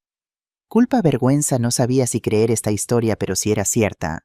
¿Por qué me está contando esto? Porque salí hace 6 meses, y en prisión uno hace conexiones. Escucha cosas. Y he escuchado que hay gente muy poderosa preguntando sobre los archivos de Diego Delgado. Mi corazón comenzó a latir más rápido. ¿Qué tipo de gente? El tipo que no pregunta 2 veces. El tipo que hace que las personas desaparezcan. Se inclinó hacia adelante. Señora Delgado, no vine aquí por venganza. Vine porque a pesar de todo respeto lo que Diego intentó hacer, y no quiero ver a su viuda morir por sus secretos. Me está amenazando. No, la estoy advirtiendo. Sacó una hoja de papel doblada de su bolsillo y la deslizó a través de la mesa. La desdoblé. Era una lista de nombres. 8 nombres. ¿Qué es esto? Los 8 hombres más peligrosos en los archivos de Diego. Todos todavía vivos. Todos todavía en el poder. Todos desesperados por asegurarse de que su información nunca vea la luz. Reconocí 2 de los nombres inmediatamente. Uno era un senador actual, otro un magnate de negocios que aparecía regularmente en las noticias. ¿Cómo sabe qué hay en los archivos de Diego? Porque yo lo ayudé a recopilar algunos de ellos, antes de que me asustara y lo traicionara. Su voz se volvió áspera. 25 años es mucho tiempo para pensar sobre las decisiones que uno tomó. ¿Qué espera que haga con esto? 3 opciones. Levantó un dedo. 1, destruir todo. Quemar los archivos. Olvidar que existen. Vivir en paz. Segundo dedo. 2, llevarlos a las autoridades. Dejar que la justicia siga su curso. Pero sepa que esto la convertirá en un objetivo. Tercer dedo. 3, mantenerlos como Diego hizo, como seguro, pero aceptar que pasará el resto de su vida mirando sobre su hombro. Miré la lista de nombres. 8 hombres. 8 vidas que podrían destruirse. ¿Pero cuántas vidas habían destruido ellos? ¿Por qué hacer esto por mí?, pregunté. Si Diego lo traicionó, ¿por qué advertirme? Ricardo sonrió tristemente. Porque no tengo nada más que perder. Mi esposa murió mientras estaba en prisión. Mi hija no me habla. No tengo dinero, no tengo futuro, pero puedo hacer una cosa buena antes de morir. ¿Está enfermo? Cáncer, 6 meses, tal vez 1 año. Lo dijo tan casualmente como si estuviera discutiendo el clima. Así que, señora Delgado, le doy este regalo, esta información. Haga con ella lo que su conciencia le dicte. Se levantó dejando un billete de 10 euros en la mesa para el café. Una cosa más, dijo. Diego era un buen hombre. No perfecto, ninguno de nosotros lo es. Pero intentaba hacer lo correcto. Y creo que usted es como él. Espero que encuentre su camino. Se fue dejándome sentada sola con mi café frío y una lista de 8 nombres que pesaban como piedras en mi mano. Pasé los siguientes 3 días en el centro de control revisando archivos. No todos eso tomaría meses, tal vez años, pero suficientes para entender el alcance de lo que Diego había recopilado. Era abrumador. Décadas de corrupción documentada meticulosamente. Sobornos, extorsión, asesinatos, fraude. Algunos de los nombres más respetados en España tenían archivos gruesos llenos de sus crímenes. Y ahora todo esto era mío. El poder para destruir vidas con un clic de un botón. Me senté en la silla mirando las pantallas y pensé en mi hijo. Manuel había tenido poder sobre mí, el poder de matarme, de robarme, y lo había usado. Yo ahora tenía poder sobre estas 8 personas y docenas más. ¿Lo usaría? ¿En qué me convertiría eso? Noche del tercer día no podía dormir. Subí del centro de control y fui a la cocina. Preparé manzanilla, el té que mi madre solía hacer cuando yo era niña, y no podía dormir. Me senté en la mesa de la cocina sosteniendo la taza caliente entre mis manos y pensé en mi madre. Murió cuando yo tenía 25, poco después de que me casara con Diego. Cáncer como tantas mujeres de su generación. Murió sin saber que su yerno era un espía de facto recopilando secretos gubernamentales. ¿Qué me diría ahora Viviana? Podía escuchar su voz. El poder sin sabiduría es peligroso, pero la sabiduría sin acción es cobardía. Siempre fue así de directa y clara. ¿Qué era la acción correcta aquí? Tomé mi teléfono y llamé a señor García. Eran las 2 de la mañana, pero él contestó al tercer timbre. Los buenos abogados siempre están disponibles. Señora Delgado, está todo bien. Necesito su consejo, legal y moral. Estoy escuchando. Le expliqué todo. Los archivos de Diego, la lista de Ricardo, las 3 opciones. Hubo un largo silencio cuando terminé. Comenzó, luego se detuvo. Es extraordinariamente complicado. Lo sé. Legalmente estos documentos podrían ser evidencia en docenas de casos criminales. Podrían derribar gobiernos, terminar carreras, enviar a gente poderosa a prisión. Pero también la pondrían en un peligro inmenso. Las personas en esos archivos tienen recursos, conexiones. No dudarían en matarme. Lo sé. Otro silencio. ¿Qué haría usted? Pregunté. Yo, honestamente, no lo sé. Es una pregunta imposible. Inténtelo. Escuché su respiración a través del teléfono mientras pensaba. Si tuviera que elegir, dijo finalmente, haría esto: identificaría los crímenes más graves, asesinatos, abuso infantil, cosas que no pueden ignorarse. Esos los entregaría de forma anónima a las autoridades apropiadas. Y el resto los mantendría como seguro, como Diego pretendía. No para extorsión, sino para protección. Para asegurarse de que si algo le sucede, la verdad salga. Era sabio, pragmático, moral, pero realista. Gracias, señor García. Señora Delgado, sí. Sea cuidadosa, por favor. Siempre lo soy. Colgué y me quedé mirando mi té ahora frío. Decisión tomada. Pasé la siguiente semana en el centro de control clasificando archivos. Pila 1, los peores de los peores. Asesinos, abusadores de niños, traficantes humanos, gente cuya maldad era innegable y cuya justicia era no negociable. 7 archivos en total. Pila 2, los 8 nombres de la lista de Ricardo. Políticos corruptos, jueces sobornados, empresarios criminales. Gente peligrosa que necesitaba ser monitoreada. Pila 3, todo lo demás. Infracciones menores, información antigua, casos donde las personas habían muerto o ya habían sido procesadas. La pila 3 la destruiría. No por proteger a los culpables, sino porque no era mi trabajo ser el juez jurado y verdugo de cada pecado menor cometido en los últimos 40 años. Pero las pilas 1 y 2, esas importaban. Comencé con la pila 1. Usando el sistema de Diego escaneé cada documento. Creé copias digitales encriptadas. Las guardé en 3 servidores diferentes, uno local, 2 en la nube con proveedores internacionales. Luego preparé 7 paquetes. Cada uno contenía copias físicas de un archivo completo. Cada uno dirigido a la autoridad apropiada: Interpol, la Oficina del Fiscal General, Tribunales Internacionales. Contraté un servicio de mensajería, diferentes compañías para cada paquete, ninguna rastreable a mí.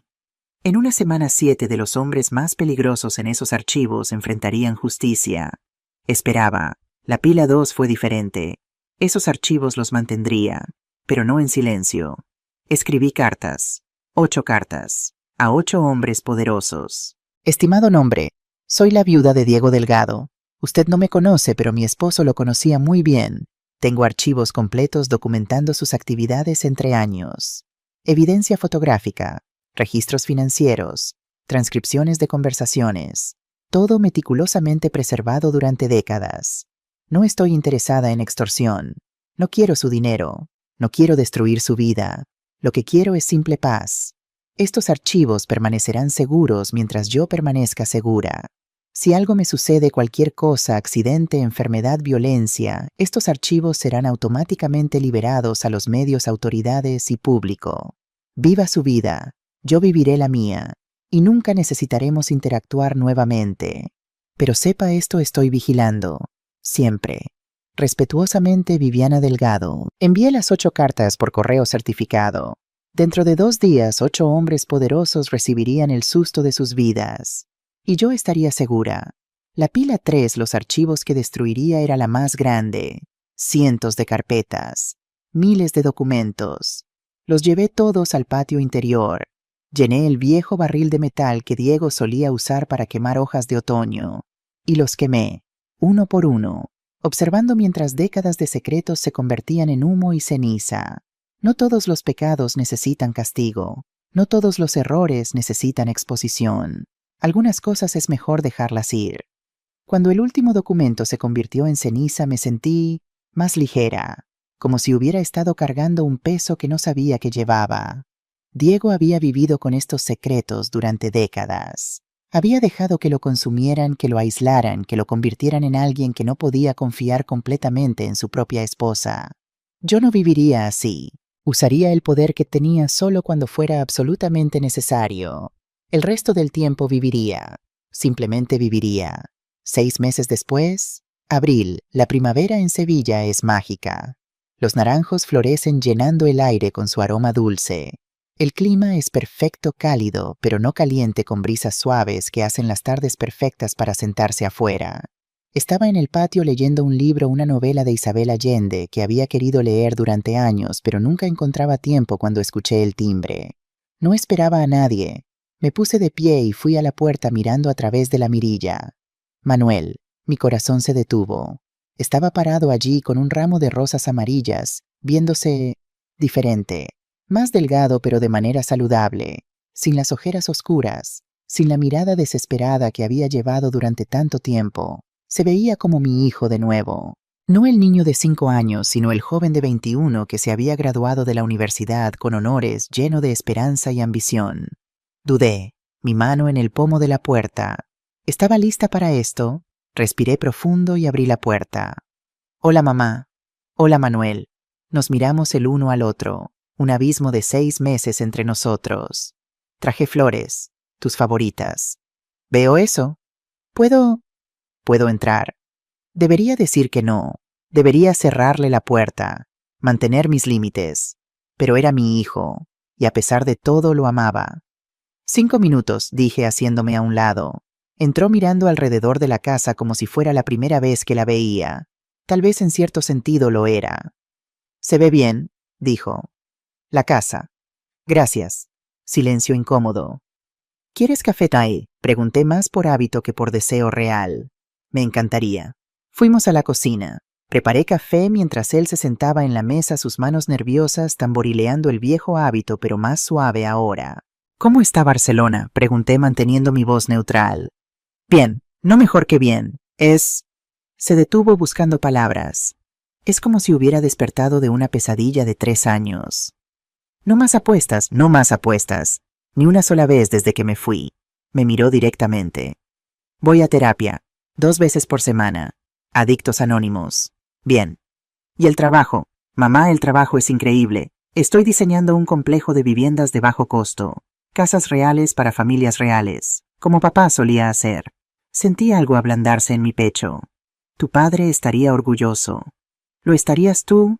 La pregunta quedó suspendida en el aire entre nosotros. «Pregúntame en otro año», dije finalmente. Asintió aceptando eso. «Justo, más que justo».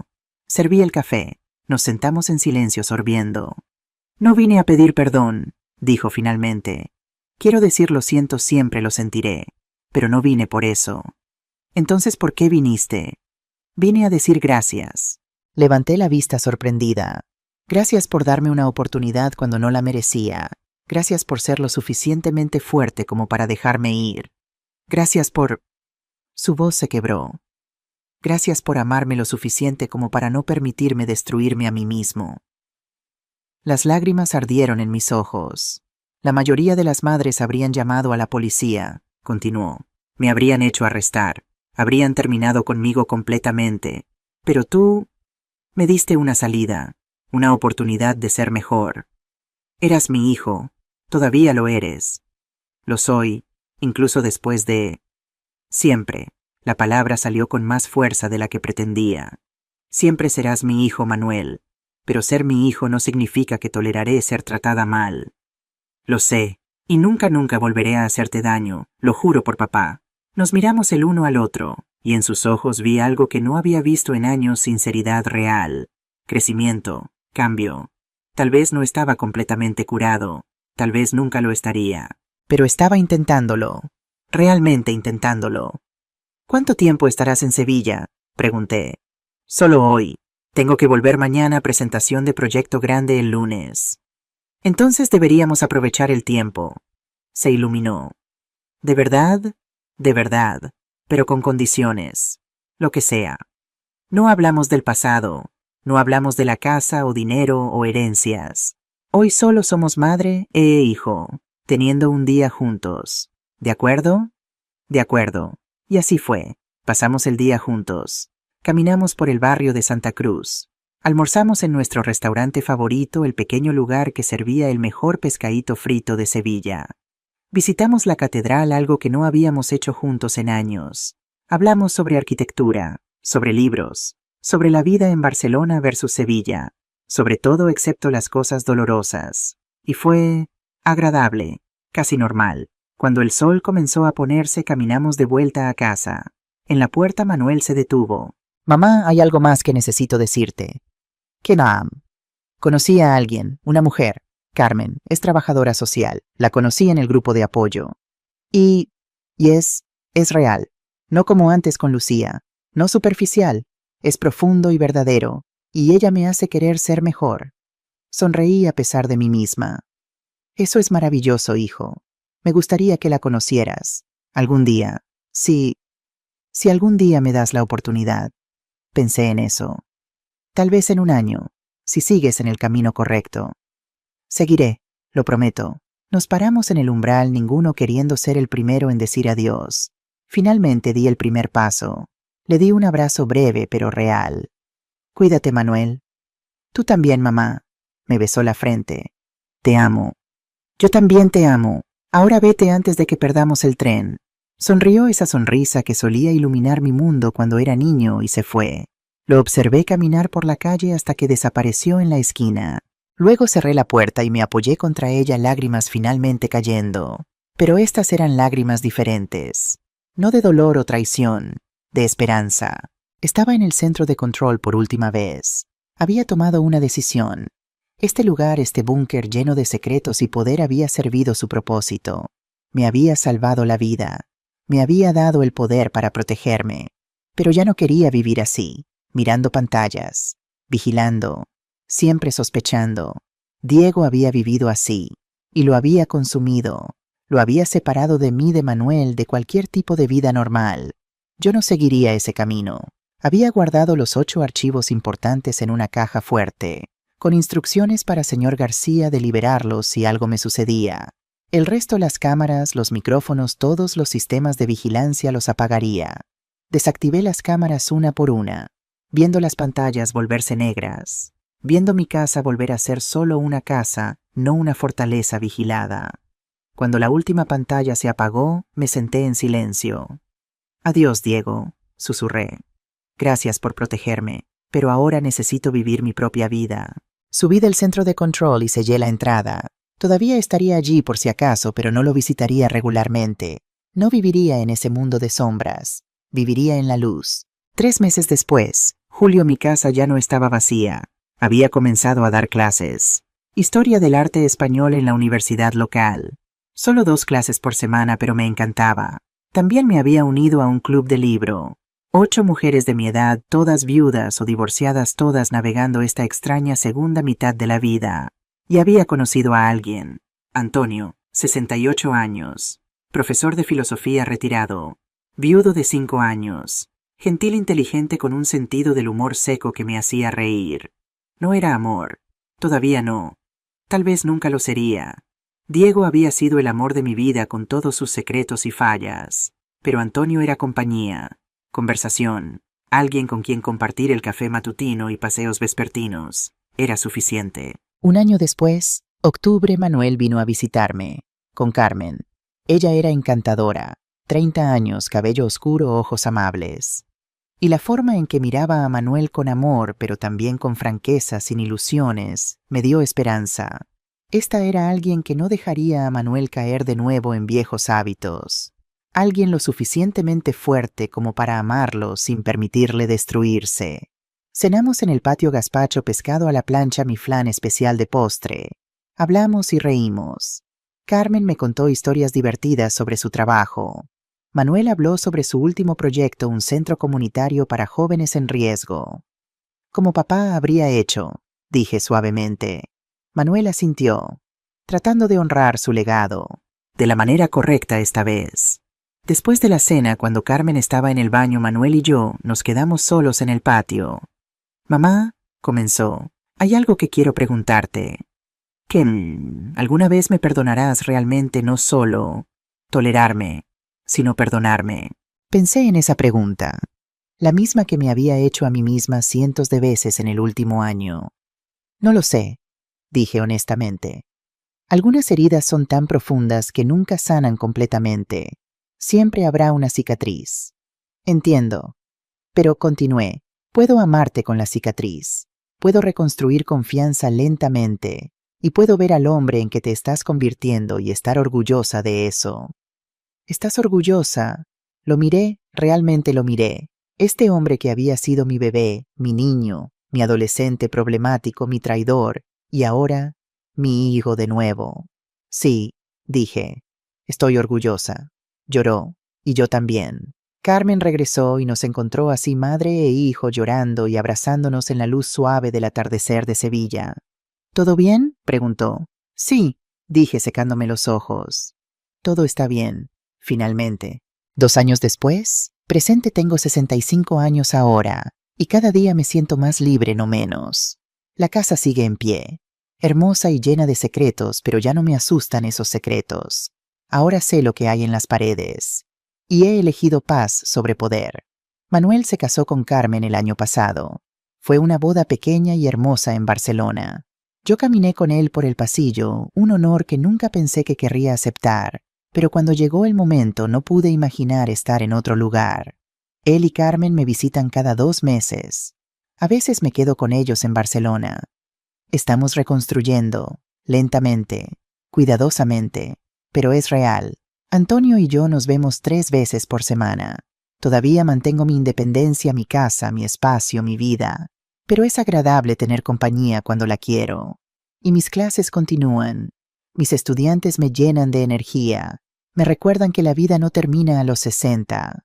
Apenas está comenzando de nuevo. Epílogo. A veces tarde en la noche bajo al centro de control. No para usarlo, sino para recordar.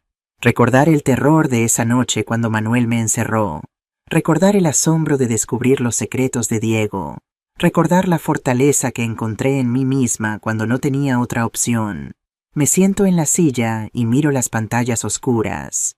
Gracias, Diego, susurro, por darme las herramientas para salvarme, pero también lo siento por ti, porque viviste tanto tiempo con estos secretos que olvidaste cómo vivir sin ellos.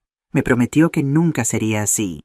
Viviría a plena luz, con honestidad, con límites sí, pero también con apertura.